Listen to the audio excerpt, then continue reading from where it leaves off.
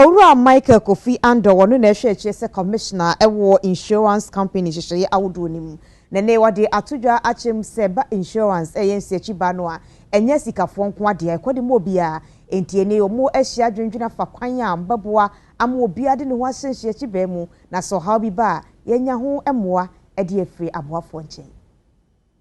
ne tie ne se NIC aye adwuma obia betumi ato insurance say woton ade wo dwuma obetumi ato insurance we carpenter we mason we kuani obia to meet insurance ni bi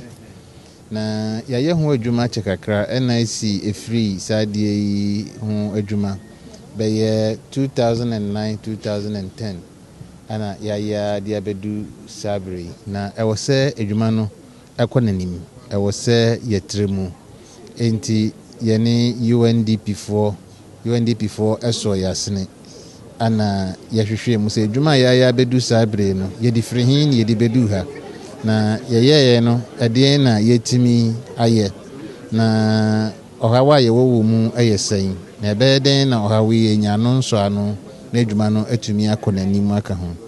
enti UNDP for so yasne ni ye nya nkrofo abroni from say consultant so mbabo ye no monhwehwe adwuma na ya ye num na nhwe kwan ye de bekoya nim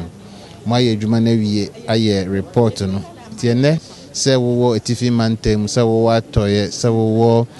fra mantem bebia wo bia se wo krum se wo akurase se wo yekuani se wo ye hwan wo betumi enya insurance bia to ne de aboye ho ban obi ahia bambo esanse de insurance eboye ho ban free san ho na san obi bia ye beye bia san wo mu didwa esan wo wo ye fu a odo fu a esan wo as we know in current situation where risks of different disasters, conflicts or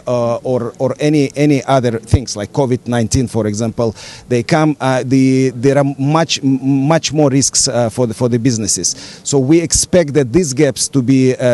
overcome in Ghana, and legislation to include basically the requirements and the rights maybe for insurance for most of the entrepreneurs. That the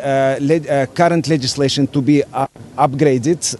in order to address all the gaps that are there, and that insurance in coming years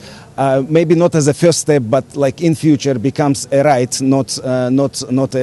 some luxury for the people.